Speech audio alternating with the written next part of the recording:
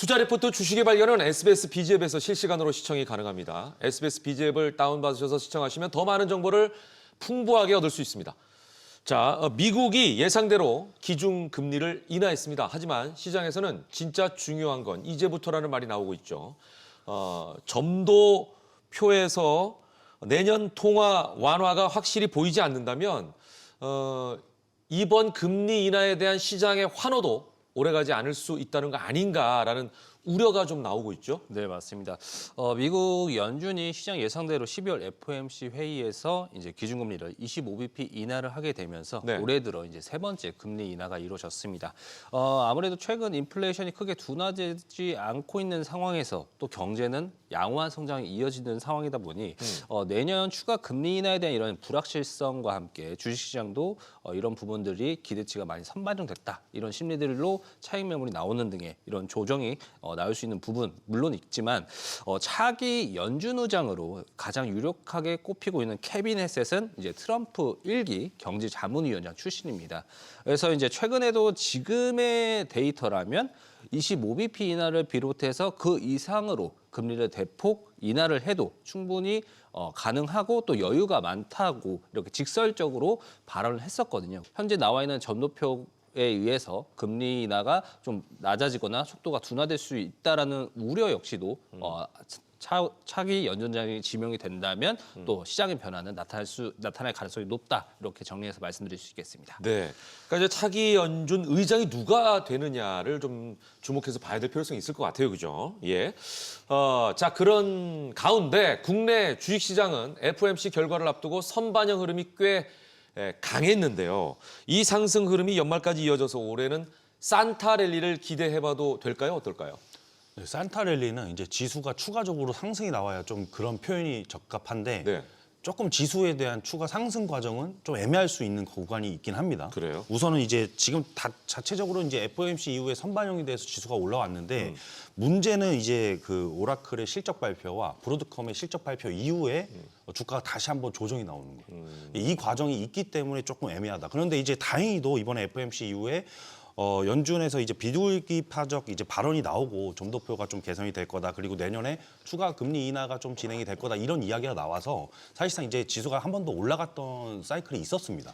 네, 그런데 이제 AI 주로 이제 빅테크 기업들의 어떤 실적 발표 이후에 조정이 다시 나오는 상황이기 때문에 지수 자체는 좀 애매하다. 하지만 지금 유동성이 풍부한 구간이기 때문에 섹터별 이제 재료들이라든지 되게 이제 재료가 좀 머금고 있는 개별 섹터에서 주도주들이 좀 강하게 반등이 나오고 있는 그런 시즌이거든요. 그래서 이제 그 종목 선별, 그 섹터 선별만 좀 잘하시면은 충분히 더 좋은 결과가 있다라고 좀 보여지고 그래서 연말에는 확실히 이제 개별 섹터 위주로 좀 잘 선별을 하셔가지고 남은 기간에 산타 랠리를 맞이하시는 게 가장 중요한 안건이라고 보고 있습니다. 네. 연말 되면 괜히 마음이 막 싱숭생숭해지잖아요, 그죠? 예. 또 산타라는 존재가 선물을 가져오는 아주 훌륭한 인물로 우리는 기억하고 있는데 네. 그런 느낌이고 역시 주식시장에도 그런 희소식이 있었으면 좋겠다 이런 바람을 가져봅니다. 자, 그렇다면 올 연말과 내년 투자자들이 주목해야 할 섹터는 어디일지 하나씩 지금부터 짚어보도록 하겠습니다. 더 자세한 업종 분석을 원한다면 주식의 발견 카카오톡 채널 검색한 이후에 친구 추가해 주시면 아주 쉽게 정보를 얻을 수가 있습니다. 최근 오르락내리락 하던 2차 전지 주가가 다시 움직이고 있는데요. 정부가 2차 전지 산업 경쟁력 강화를 위해 정책 지원에 나섰습니다. 이 영향도 있다고 봐야겠죠? 네, 맞습니다. 정부가 이제 11월 말에 K배터리 경쟁력 강화 방안을 발표하게 되면서 2029년까지 2,800억 원을 R&D에 투입을 하고 또 2035 이제 2035 산업기술 로드맵과 전기차 보조금도 올해 약 7,100억 원에서 이제 내년에는 9,300억 원 가량으로 증액하는 이런 지원 정책들을 발표를 했었습니다. 그래서 이런 정책들을 바탕으로 이런 전기차 캐즘이라든가 또 중국과의 이런 경쟁 심화 속에서 이런 전고체 배터리와 같은 차세대 기술 로드맵 수립과 또 핵심 광물 비축 확대 그리고 이제 ESS 수요 대응을 핵심으로 하면서 이런 공급망 안정화 기금에 또 1,000억 원을 추가로 투입을 하는 이런 여러 가지 지원 정책들을 발표를 했었고요. 여기에 더해서 이제 코스닥 활성화 정책도 발언이 있었습니다. 그래서 코스닥 시장에서 비중이 큰 2차 전지 섹터로의 이런 신규 자금 유의까지 기대감이 더해지면서 최근 주가가 급반등한 배경에 있다라고 보시면 되겠습니다. 네. 자, 또한 미국이 로봇 산업 육성을 위한 행정명령 서명을 검토한다는 소식도 2차 전지 업계 호재로 작용하고 있는 모양새 아닙니까? 트럼프 행정명령 검토 소식이 2차 전지 섹터에서도 호재로 작용되고 있는데요. 휴머노이드 로봇은 자동차처럼 커다란 배터리까지는 아니더라도 좁은 체구라든지 높은 출력 그리고 안정성이라는 까다로운 조건을 충족해야 됩니다. 여기서 전고체 배터리가 최적화된 기술로 떠오르는 상황이겠고 여기서 이제 또 로봇 산업의 성장과 전고체 포함해서 배터리 기술 수요 증가는 K 2차 전지 밸류가 리레이팅 될 거라는 기대감이 지금 확산되고 있는 상황입니다. 이미 중국 샤오퐁이 공개한 휴머노이드 아이언 2세대에서 전고체 배터리를 탑재할 것이라는 그런 점도 확실히 시장에서 기대를 좀 부추겼는데 한국 쪽은 배터리 3사 쪽에서 전고체 상용화 로드맵이 가장 빠르고 구체적인 것은 삼성 SDI가 되겠죠. 2027년부터 전고체 배터리 양산을 기획하고 있다라고 명시한 바가 있었습니다. 참고해 주시고 그리고 이제 최근 미국 대형 에너지사와 ESS용 LFP 배터리를 2조 원대 공급 계약 체결했다라는 소식이 나왔었습니다. 그래서 다시 수급이 조금 붙기 시작했던 그런 과정들도 있었고 LG 에너지 솔루션도 벤츠와 2조 원 계약 이후에 전반적으로 다시 좀 K 배터리 섹터에 훈풍이 불기 시작한 점도 주목해 보셔야 될 부분이겠습니다. 그래서 미국 정책 방향이 탈중국 공급망과 이렇게 연결되다 보니까 현재 저가형 배터리 시장에서 한국 기업들이 좀 살아남는 모습도 보이는 게 좀 긍정적이다. 그래서 향후 전고체 배터리의 로드맵에서도 이런 공급망 강화 정책과 연동된다면 상당히 좀 긍정적일 수 있다라고 말씀드리고 그래서 이제 현재 ESS 수요 급증 과정은 내년 2차 전지 업황을 상방으로 여는 중요한 재료로 평가할 수 있겠다라고 정해드리겠습니다. 네.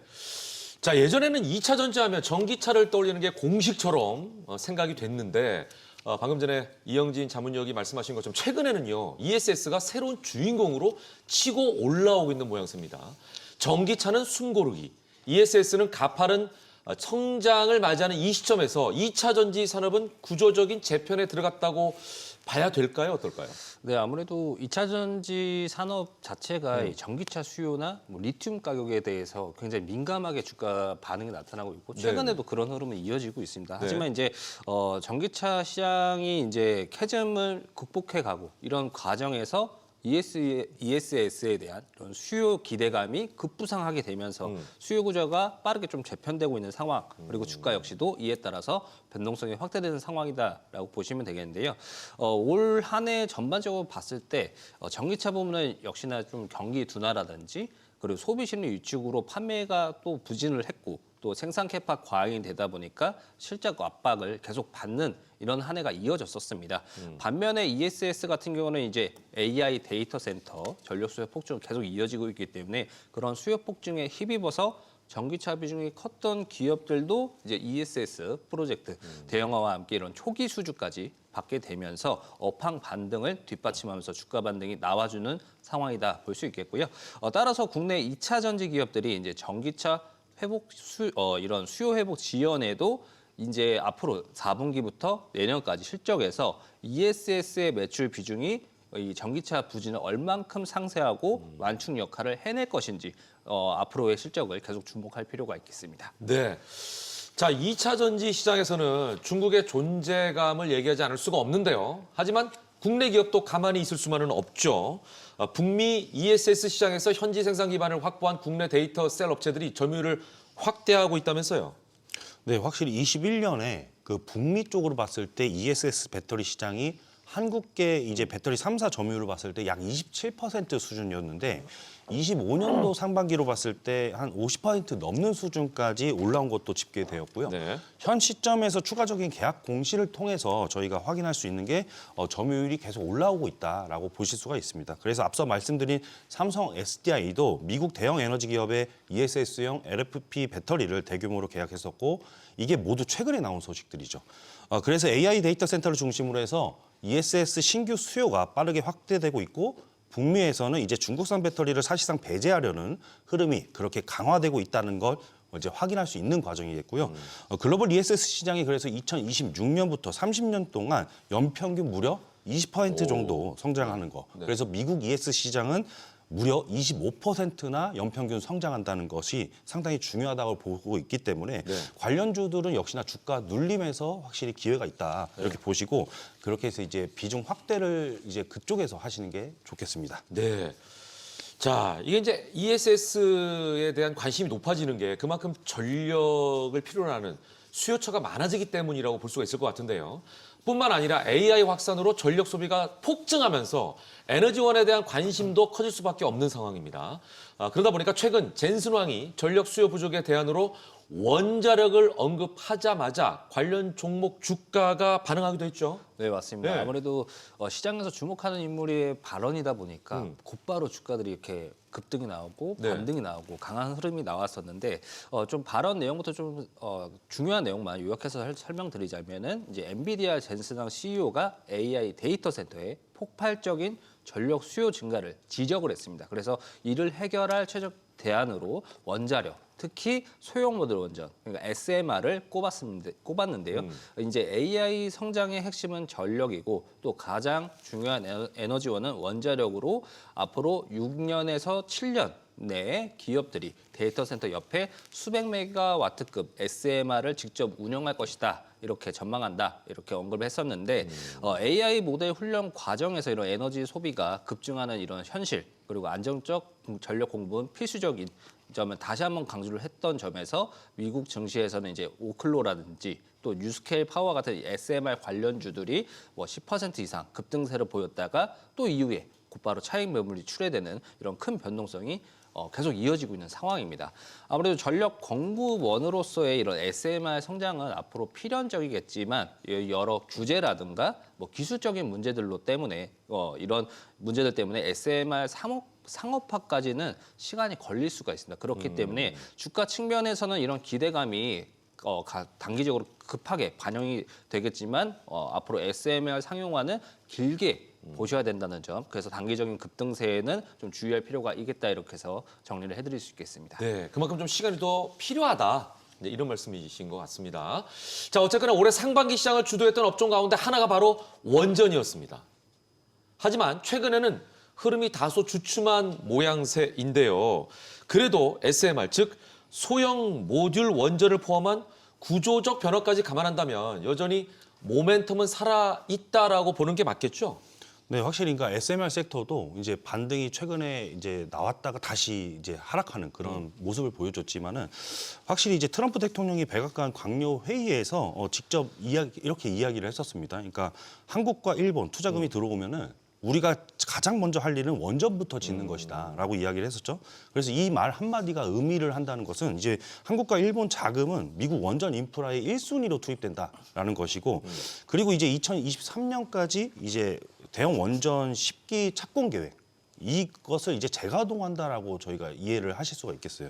그래서 AI 전력 수요 폭증 속에서 이제 원전 이 전력의 핵심 인프라로 드라이브를 본격적으로 거는 속에서 이제 SMR은 당연히 급부상할 수밖에 없겠고 그래서 이제 다시 한번 이제 관련주들이 바닥에서 수급이 가강에 붙었다가 최근에 이제 AI 빅테크들의 이제 실적 발표 때문에 다시 모멘텀이 살짝 죽었는데 결국에는 이제 그 앞서 말씀드렸던 그 젠슨왕도 SMR의 필요성을 강조한 것처럼 더 이상 먼 미래가 아니다. 오히려 2025년에 보시면 한 해 동안 가장 크게 반등했던 섹터가 SMR 섹터였거든요. 그리고 나서 잠시 쉬었다 가면은 다시 또 두 번째 사이클이 시작되는 초입에 있다라고 저는 보고 있습니다. 그래서 트럼프의 행정명령이라든지 뭐 젠슨왕의 CEO의 발언처럼 앞으로 이제 주요 이슈들이 여기서 계속 있을 것이고 2026년에도 저는 계속해서 이 관련된 섹터 내용을 집중해서 브리핑 드리도록 하겠습니다. 네, 빠르게 변화하고 있는 시장, 수많은 종목 중에서 무엇을 선택해야 할지 너무나 고민 많이 되시죠. 오늘의 핵심 테마 속에서 자문력들이 그래서 직접 금은동 종목을 엄선해서 여러분의 선택을 도와드리겠습니다. 종목에 관한 분석이 궁금하시다면 주식의 발견 카톡 채널 검색한 이후에 반드시 친구 추가해 주시면 아주 쉽고 빠르게 이런 정보들을 접할 수가 있습니다. 자문력들의 세심한 분석과 함께 관련 종목의 리포트까지도 받아볼 수도 있습니다. 자, 오늘은 내년이 기대되는 종목 중에서도 전력 관련주 금은동을 가지고 왔는데요. 방금 전에 김현우 자문역께서 이영진 자문역에게 토스했잖아요. 그래서 이영진 자문역이 여기에 대한 금은동 여러분께 알려드리도록 하겠습니다. 자, 빠르게 동메달부터 공개합니다. 네, 토스 받겠습니다. 바로 가스터빈 관련주 미장에서 가장 중요한 종목 먼저 말씀드리겠습니다. G 베르노바입니다. G 베르노바. 예, 동메달로 이제 뽑아드리고 주가가 그때 당시에도 한 60% 가량 올랐었거든요. 맞아요. 그리고 나서 이제 4개월 동안 $600 부근에서 계속 횡보를 했었는데 이제 다시 강하게 또 치고 가기 시작했습니다. 왜냐하면 이제 일단은 우선 주가가 왜 오랫동안 횡보했는지 먼저 살펴보자면은 2026년에 가스터빈 생산 능력을 봤을 때 20기가와트에서 멈췄다는 점. 그게 이제 성장성은 이제 둔화가 되는 건가 이렇게 우려가 잠시 있었던 그런 구간들이 있었습니다. 그런데 이번 투자 설명회에서 그걸 완전히 뒤집었죠.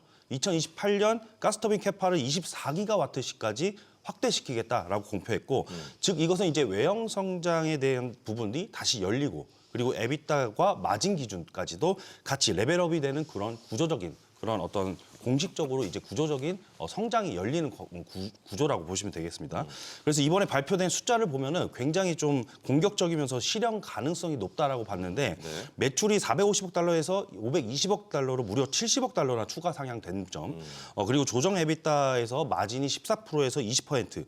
이것은 이제 대형 전력 장비 쪽에서 마진이 20%다라고 하는 것은 상당히 높은 수준입니다. 네, 그리고 자유현금 흐름이라고 해서 25년과 28년 사이의 누적을 봤을 때 140억 달러에서 220억 달러로 현금 창출 능력이 57%나 상향을 했습니다. 이런 부분들이 바로 밸류에이션 여력이 커지는 핵심 요소라고 저는 보고 있고요. 이렇게 되면 25년과 28년 사이에 외형은 40%에서 수익성은 2배 이상이나 개선되는 흐름이 나옵니다. 그래서 주가가 다시 한번 리레이팅되는 어떤 기회가 열렸다라고 보시고, 심지어 이번 가이던스에서는 3분기에 인수 발표한 이제 프롤렉이라는 그 기업을 아예 포함시키지는 않았습니다. 그런데 이 프롤렉이 2028년에 기여할 숫자가 매출이 42억 달러, 에비타 11억 달러 이렇게 되면은 즉 전력 변환기 쪽의 성장 탄력에 대한 부분이 가능성이 훨씬 더 열릴 수가 있다라고 보시면 되겠습니다. 그래서 AI 데이터 센터 쪽의 전력난이 앞으로 심해질수록 가스터빈과 전력망 이것을 트랜스포머하는 라인은 대체 불가능할 것이다 바라보시면서 제가 동메달로 뽑아들었습니다. 네. 자, 들으신 대로 동메달 기업은요, 수익 구조가 아주 튼튼하다고 할 수 있는 G 베르노바가 차지했습니다. 자, 이제 은메달 기업 공개합니다. 네, AI 데이터 센터 전력난 K 전력 인프라 쪽에서 한번 찾아보시죠. 최대 성장주입니다. 일진전기입니다. 일진전기. 네, 제가 은메달을 뽑은 이유가 이제 우선 3분기 실적을 봤을 때 외형과 이익이 모두 폭발적으로 성장했습니다. 매출은 35.8%, 그리고 영업이익은 140.8%, 변압기 부분이 영업이익률이 이제 23.9%가 되고 케이블 부분도 초과업 비중이 늘면서 7.6%까지 개선이 됐습니다. 그래서 추가로 보셨을 때 2분기에 발목을 잡았던 판매 보증비가 이슈가 해소가 됐고, 관세 문제도 바이어에게 80%를 전가시키면서 충격을 최소화했다. 그래서 본업의 어떤 실적의 힘이 살아났던 구간이었습니다. 그런데 4분기부터는 더 좋아진다라고 보시면 되는데 4분기 성수기 효과와 홍성 2공장 증설분이 드디어 실적에 반영되기 시작합니다. 그러면 실적 모멘텀은 오히려 강화되는 구간에 들어서겠죠. 그렇게 되면은 케이블 변압기 둘 다 더 좋아진다. 케이블 부분은 이제 2025년 6억을 투자하면서 2026년에 고전력선 캐파에 5,400억, 그리고 이것이 6,200억 원으로 확대됩니다. 그리고 HVDC 쪽에서 신규 기술이 완성이 되면은 해외 수주가 본격화가 기대가 되는데, 여기서 이제 추가적으로 변압기, 중전기 부분도 2026년 캐파가 3,000억 원, 여기서 4,330억 원으로 확대가 되면서 26년도의 실적은 우상향되는 그런 구조, 수주도 탄탄한 구조, 그리고 증설 효과까지 붙으면서 내년, 심지어 내후년까지 밸류에이션이 더 열려있는 구조다라고 이해하시면 되겠습니다. 주가는 올라도 그래서 이익은 더 빨리 늘어나니까 주가가 지금 올라와 있어도 확실히 이제 PER은 반대로 낮아지는 구조다. 왜냐하면 성장률이 더 높으니까요. 이렇게 이해하시면 되고, 이 정도면 이제 K 전력 인프라 쪽에서 최대 성장주 요건에 부합한다라고 보시면 되겠죠. 그래서 제가 뽑아드린 은메달 기업을 관심 있게 봐주시기 바라겠습니다. 네. 자, 들으신 대로 은메달 기업은요, 일진전기입니다. 이영진 자문역이 동메달과 은메달, 글로벌 시장, 국내 시장까지 오가면서 이렇게 선정해드렸는데, 이제 마지막으로 금메달을 알아볼 차례입니다. 아시는 것처럼 금메달 종목명은 방송에서는 공개하지 않습니다. 오직 주식의 발견, 카톡 채널에서만 공개가 된다는 점 다시 한번 알려드리고요. 금메달 종목명이 궁금하시다면 주식의 발견 카카오톡 채널 검색한 이후에 친구 추가해 주시면 방송 중에 아주 편안하게 확인할 수가 있습니다. 자, 이제 금메달 종목 힌트는 드리겠습니다. 네, 주식 발견 카톡 채널에서 공개가 되는 금메달 기업 힌트를 드리겠습니다. 금메달 기업은 더 상위 개념으로 가겠습니다. 모건 스탠리가 최근에 내놓은 이제 파워링 젠 AI 보고서가 있는데 이 보고서에서 시장이 아주 중요한 의미를 좀 내던졌다라고 이렇게 이해할 수 있겠습니다. 그게 뭐냐면 AI 데이터 센터 전력 수요는 기존 전력망으로 절대 감당이 안 된다라는 것을 다시 한번 부각시켰죠. 부족하자는 거죠. 네, 그래서 24시간 베이스로드 그리고 무탄소 그리고 고에너지 밀도로 대형 AI 데이터 센터로 단위를 통째로 커버하게 만드는 이 기업. 이번 금메달 기업이 미래에 가장 중요한 역할을 할 수 있을 것으로 바라보고 있다라는 게 힌트였습니다. 야, 그러니까 전력이 필요한 곳에 그만큼 제공해 줄 수 있는 캐파를 갖추고 있다. 이렇게 볼 수 있을 것 같은데. 자, 이 종목을 금메달로 뽑은 이영진 자문위원만의 특별한 이유 설명해 주시죠. 네, 결국 지금 AI 인프라 위기를 어떻게 이렇게 극복할 수 있냐라는 이야기가 나오고 있는데 일단은 수치로 제가 꼼꼼히 비교해 보겠습니다. 이 25년과 28년 사이에 AI 데이터 센터가 필요로 하는 전력을 봤을 때 약 72기가와트입니다. 현재 확보 가능한 전력을 봤을 때 건설 중인 데이터 센터에서 10기가와트, 그리고 유휴 전력망 용량에서 15기가와트입니다. 그러면 합쳐봤자 25기가와트밖에 안 되거든요. 많이 부족하네요. 네, 그래서 전력 부족이 47기가와트나 발생을 하게 되는데 문제는 이 수치가 예전 예상치가 44기가와트였습니다. 근데 여기보다 더 늘어났다는 점이 더 문제고, 즉 수요는 더 폭증하는데 기존 공급망으로는 해결이 불가능한 뜻이죠. 그러면 이 부족분을 어떻게 메울까? 여기서 이제 등장하는 게 바로 이제 가스터빈이 15에서 20기가와트. 그리고 블룸에너지가 여기서 이제 연료전지에서 5에서 8기가와트로 메꾸게 됩니다. 그리고 또 비트코인이 채굴장을 전환하는 그 과정 속에서 10에서 15기가와트. 여기서 이제 저희가 공부한 아이렌과 사이퍼마이닝 같은 기업들이 등장하는 것이겠고요. 그리고 이제 기존 발전소 부지 활용으로 드디어 원전, 여기서 원전에서 5에서 15기가와트가 메꿔지게 되는데, 여기서 이제 커버가 들어가더라도 확률 가중치 적용 시에 31에서 50기가와트 정도의 전력을 총 확보할 수 있다고 계산이 나오는데, 문제는 그래도 6에서 16기가와트가 여전히 부족하다. 그래서 여기서 이제 시장이 던지는 핵심 질문이 나옵니다. 그러면 마지막 부분은 무엇으로 메꿀 것이냐. 기존 발전소 부지를 재활용하는 거. 이게 상당히 중요하다. 그래서 사실상 SMR을 빼고 설명할 수 없다는 것입니다. 그리고 기존 원전 부지에 대한 활용의 정치적 리스크마저도 모두 다 정책적으로 덮어버리는 구도가 이미 형성되었다. 그래서 이번 금메달 기업같이 미국 정부와 이미 공식 부지 계약을 체결한 유일한 기업이다. 그리고 미 에너지부와 협력 구축하면서 민간 데이터 센터 AI 업체들과 전력 공급 논의 중인 이 초소형 고출력 SMR 시장에서 가장 퍼스트 무버다라고 하는 그런 금메달 기업 자체만으로 상당히 중요하다고 말씀드리면서, 제가 특별히 이번에 저희 채널에 오시게 된다면은 네. 기업 분석뿐만 아니라 더 많은 브리핑을 드리면서 이 기업에 대한 어떤 내년도 상반기에서도 이어질 수 있는 랠리를 집중적으로 설명드리도록 하겠습니다. 네. 이영진 자문위원의 금메달 종목이 너무나 궁금하시죠? 지금 주식의 발견 카톡 채널에서 공개가 됩니다. 주식의 발견 카톡 채널 검색한 이후에 친구 추가하시면 바로 확인할 수가 있습니다. 종목명은 물론 분석과 투자 리포트, 주식의 A부터 Z까지 모든 걸 알 수 있는 전자책도 드리고 있으니까요. 많은 참여 부탁드리겠습니다. 모든 투자의 최종 판단은 투자자의 몫이니만큼 현명한 투자하시길 매번 강조드리겠습니다.